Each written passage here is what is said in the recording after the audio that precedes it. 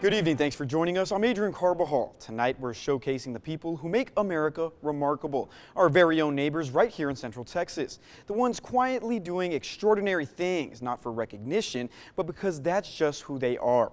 As our country prepares to celebrate 250 years, we wanted to know, where is the American dream alive and well? Turns out it's right here in the heart of Texas. First, we want to introduce you to a Waco man who is the embodiment of the American dream. He came to this country as a child from the other side of the world, Thailand. Since then, he's found his way and has used cooking as a way to connect to his heritage. Now he's on the verge of opening his very first brick-and-mortar restaurant right here in Waco. The sizzle of a wok, the smell of curry, and the sound of a dream finally coming true. For Chef Bang, food isn't just food, it was once survival. I grew up in a poor family. You know, it's hard to find food sometimes, or someday I have to go to a temple as a monk for some leftover food. Long before he was serving customers in Central Texas, Chef Bang was a child in Thailand searching for his next meal. Go to the jungle, and then we need protein. So we will go hunting for fish, for shrimp. I caught fish with my bare hand. He says those hard times taught him something he still uses today, how to create something out of almost nothing. At just 8 years old, he was adopted by an American missionary family, eventually moving to Waco in 2014. He couldn't speak much English, he worked cleaning churches, and he had no idea his future would be in the kitchen until he started as a busboy at a Thai restaurant. And I straight to them, I'm like, I want to learn how to cook, becoming a chef. So they said, do you know how to cook? I said, no, but I'm about to know how to cook. And that's exactly what he did. He watched, he practiced, he failed, he started again. We cook in the back of, the apartments. He will be like, okay, put this, put that. And then someday he will come and surprise me and like, hey, I created this dish. Do you want to try? And that's how he just, learning after work, like self-taught. After years of working in restaurants in California, Chef Bang and his wife, Ning, moved back to Waco. They started small, cooking for friends in the back of a mission house, then selling food at farmers markets. Now their business has grown with a full brick-and-mortar restaurant on the way, and through it all, Chef Bang says his goal has never changed. The most happy part about cooking, to me, it's not about cooking great food. More like happy when I cook and see people say, your food is good. I need to come back for this. For this couple, success is about more than business. It's about sharing their culture. We struggle with business sometimes, a lot of time, but the word, don't give up. You can do this. Keep dreaming, keep pushing, because your sweat and tear and your effort never betray you. Chef Bang says every dish he serves is a reminder of how far he's come and why he never gave up. We'll be sure to let you know when his restaurant Curry Up and Walk This Way opens. Next, we want you to meet the man who recently celebrated becoming a U.S. citizen after the years-long journey. Juliana Jackson shares his story with us. I really don't have the words to tell you how I feel, and it's been a great journey, and yeah, just proud to be a citizen. For Elias Lopez, this moment has been years in the making. From moving to Waco as a teen to working his way through the immigration system under DACA, the Deferred Action for Childhood Arrivals Act, he spent more than a decade waiting and working. Until 2022, he became a permanent resident, and this year he took the oath, officially becoming a U.S. citizen. What it means to be a citizen, I've been in this country for all of my life, and to finally be an official citizen, it just means the world to me. He says he had the support of family, friends, and his community, but there was also something else that kept him going: music. Elias says one song, God Bless the USA, stood out, so we decided to surprise him with a message from the man who sang it. Hello, Mr. Lopez. I'm proud to be an American. And I know you are too now that you've become a citizen. I wrote God Bless the USA many years ago as an expression of love for my country. And it thrills me to know it was inspiration for you as you went through the process to become a new citizen. Let me say the words that every new applicant and citizen wants to hear. Elias Lopez, welcome to America. A personal welcome from Lee Greenwood. As America gets ready to celebrate 250 years, Elias's story is a reminder of what that celebration really means. It's very special. I think this is something that's my kids and their kids and their kids are going to be able to talk about for years how I, came as a baby to the United States and, went through the whole process to become a citizen. Such a great story. Keeping It Waco, the Veterans One Stop is an organization serving Central Texas veterans and their families with essential services all at one location. Veterans can get help with their VA benefits and claims, counseling, mental health support, employment help, and even legal aid. But it doesn't stop there. Our Brandon Coate and Juliana Jackson both show us how Veterans One Stop have expanded their support system to include free meals and haircuts. Excuse us, Judy. Right inside the Veterans One Stop, a sisterhood is heating up, with each woman I never got to serve, so this to me was giving back. cooking their own story, Kitchen angels are the best thing that happened to this. creating a kitchen filled with jokes, If it makes you happy and you smile, we use it. Good. Okay? with smiles and Little laughter. handful, whatever. Gary Gimlin put on her kitchen angel wings 4 years ago after her veteran husband passed away. It didn't save my life, but it gave me a purpose. Gary Gimlin served in Vietnam and passed away from Agent Orange before Jerry joined the Kitchen Angels. It gave me somebody to talk to. Now for Judy Granger, Today we're having stuffed potatoes, it was her passion for cooking nice portion of cheese. that brought her here. Everything in here is just different because of them. You know? I mean, if we didn't have the veterans, we wouldn't be standing here. Granger's brother Gary served our country during the Cold War in the 1980s. Just part of my heart. It's now part of my life. Founder Janice Cockrell Oh, hi, how are you? says she started Kitchen Angels in 2018 This is one of my angels, our angels. after noticing a growing need in the veterans community. We had so many homeless vets coming in. It was so sad. And hearing the stories she would hear from her brothers and husband from their time serving our country. That's what made me decide to, is because of my brothers and talking about how horrible it was in Korea. They had to break the ice on the river to get enough ice to put in a pan to bring in to boil to bathe, because my brother said they didn't get a bath for 6 months. And you're supposed to come home and be normal after living in those conditions. She says it's her group's way of making sure no veteran ever feels alone. Whether you know them or not, they are our family. Every fourth Thursday of the month, you'll find the Kitchen Angels in the kitchen doing what angels do, watching over the veterans they love. I love my veterans. I said there is absolutely no way we could ever repay them for what they have done for us. It's a simple thing, a pair of clippers, a steady hand, and a few minutes in the chair. But for veterans, it can mean everything. I'm a veteran myself, and I know what it's like to be a struggling veteran. Clint Fletcher owns Robinson's Fletcher Barbershop, and he spent years building a career around something he loves.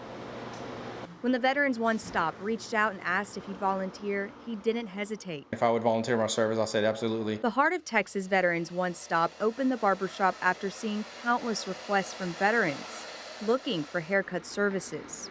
2 Mondays a month, licensed volunteer barbers and hairstylists will staff the shop on a rotating basis by appointment at no cost. Don't have the resources a lot of times to go and get a haircut. They're got one thing or another wrong, things going on, but especially the homeless, it's hard for them to come in. Joe Robb served in the Air Force from 1978 to 1982. And I decided to make a... He says services like this one send a message that goes beyond just a fresh cut. Veterans a lot of times need a little encouragement. It can be tough. For veterans who have given so much to our country, sometimes feeling good is exactly where healing starts. Good haircut, a nice shave, walk out of the barbershop feeling fresh and, look good, feel good. Juliana Jackson, 6 News. Veterans know better than anyone what it means to give without expecting anything in return. Tonight, we're seeing that same spirit in the next generation, high schoolers. Over at Temple High, a group of students are making a difference in their community and their country. Our Sydney Walker shows us how. The houses that Temple High construction technology students build may be tiny. They learn how to ultimately build a house, or at least the fundamentals of building a house. But teacher Stephen Bishop says the tiny homes have a big impact. It gave me a whole new perspective on unhoused population, and then what I could do, and then what my students could do. The idea sparked several years ago, leading Bishop to write a grant for Temple Education Foundation back in 2021. Long story short, we ended up, building a tiny house. Giving his students that year a project. We put it up for auction. A local donor bought it for the auction. They donated it to feed my sheep. And a community member a home. It was really neat, and we got to have an opportunity to see the young man that actually got to receive the tiny house. They're learning real tools of the trade. So design, architecture, window setting, painting, plumbing, electrical. Building all by themselves. We have tried to create a program that is student-led, from blueprint to final creation. Life-changing for the recipient, Bishop. Be hands-on with wood, be able to make stuff, craft stuff, and be able to continue to do this in my life. And the Wildcat. And I'm glad I get to put my effort and my compassion into it to help somebody have a better life. This year, they're going bigger and better than before. This last year, we're like, hey, let's build 2 houses. Getting hands-on learning and giving someone a home. If they get anything, that's what I really want them to get from this experience is hey, we can help people simply using our hands. Now, one of the greatest parts of this nation is the idea of overcoming all obstacles and achieving goals. One Central Texas family is celebrating after years of sacrifice, second chances, and proving that it's never too late. A mom and dad who became teen parents just walked across the same graduation stage as one of their kids. Here's their story. When most high school students are thinking about football games, proms, and homework. We met when we were in 8th grade summer. And then by the time I had got to 9th grade, I was already pregnant. Philip and Michelle Haskins were learning how to be parents. So in high school, we had 2 kids, one in 9th grade and one in 11th grade. Life moved fast for them. Michelle earned her GED. Philip had opportunities to play football in college, but he says family came first. He had like a shoebox full of scholarships for different footballs, but to go to college for. But he said he wanted to stay here and help with the kids. They went to work, raised 5 children, and poured everything they had into their family. But everything we ever did had revolved around our kids from start to right now. Nearly 30 years later, they're now finishing high school together. And we always talked about going back to the adult program. Between work, family responsibilities, and schoolwork, but they kept going. But he was like, no, we start together, we're gonna finish together. Now they'll walk across the stage, but they won't be the only ones wearing a cap and gown. Their youngest daughter, Adriana, is graduating too. It feels good to accomplish it with my parents. The family says this moment carries even more meaning because of all the people who said they wouldn't make it. We were always doubted as teenagers, and it crossed my mind as well because we were young. I was like, okay, we're having a baby, I let people get to us. The Haskins family has a different ending to their story. I'm not going to do that, so we beat the odds, definitely. An ending filled with diplomas, a family celebration, and proof that it's never too late to finish what you started. I think just keep going, never give up. It's never too late. Maybe somebody's in our position, but scared to reach out. But it's people out there that will help you. For 250 years, America has been a stage for dreamers. Now, one Central Texas teenager is claiming his spot on that very stage. His passion for theater arts has earned him a prestigious award and reminded us that greatness can come from anywhere. Some people were born for the stage. The first show I did, I was 4 years old, and my mom was actually the director, and it was Alice in Wonderland, and I was a little shark. In that moment, I decided that I really liked theater a lot. For Malachi Santana, theater is second nature. For me, it's like my escape from reality, and it's just something I get to have fun in. And his second family. The community you get to have, and the friendships you get to build, and the relationships you get to build. 14 years later, he's still acting, but instead of a shark, an elephant. I was Horton the elephant. Musical is basically all of the Dr. Seuss stories put into one. An elephant that caught the Heller Award judges' attention. I actually had no idea what the Heller Awards were, or any of that. And my friends texted me. They're all like, oh my gosh, you got nominated, you got nominated. I was like, for what? And a Best Lead Performer nomination. It meant a lot to me, but it also meant a lot more to me that I was representing our theater community all the way in Austin on such a high level. It was Belton High's first experience with the Heller Awards for Young Artists, a competition amongst dozens of Central Texas high schools. My husband screamed so loud I couldn't hear him. I was shaking and crying and so happy for him. A moment his mom, Priscilla Santana, a theater professional herself, will never forget. And her son still doesn't believe happened. I kind of took myself out of consideration because I was like, oh, these people are very, very talented. When he said my name, I was like, what? The win came with the chance to perform at the national competition, the Jimmy Awards in New York City. He chose to stay home instead to finish his senior year with his second family. Being able to grow with community theater and just always being a part of it and then seeing how that has given me so much success in life, it's very special. We still have one more story to share. A Central Texas World War II veteran celebrated turning 100 years old just a few weeks ago. From war to weddings, from a horse and buggy to a fighter jet, his life has been a journey of lessons. Sidney Walker has his story. In Seagraves, Texas. All right, that's me. This is you? Yes. John W. Cornett was born on April 23, 1926. Born a fighter. Grandmother, her mother, was my incubator. She helped me against her chest and a feather pillar on the outside, and she fed me with an eyedropper. Now he's turning 100. Well, there's a miracle. I got started off pretty good. He grew up on a farm during the Depression and dust storm. We grew up on eating jackrabbits or cottontail and prairie chicken. It was a slow and quiet life, one of 4 kids. Well taken care of. We had plenty to eat. Of course, my mother sewed all of my clothes. He was just 18. Handsome fella. Oh, thank you.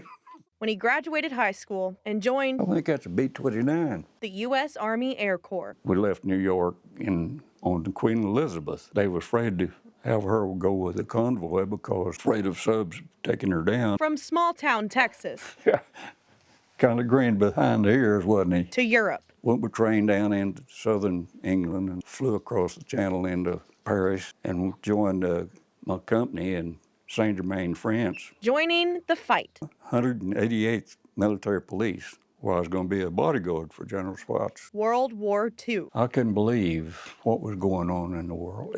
It shocked me. Less than 0.5% of World War II veterans are alive today. We thought we were fixing to go around Gibraltar through the Suez, headed for Japan, but good Lord was with me, I guess. But John was a fighter. And then I met a pretty little sweet thing, and things began to change. He met Geneva. I'd asked for her hand, and she said yes. And we got married on 1st of September 1950. Before moving to Gatesville, they lived in Beeville for 42 years. I miss her so. He said their secret was no fighting. She passed in October the 23rd.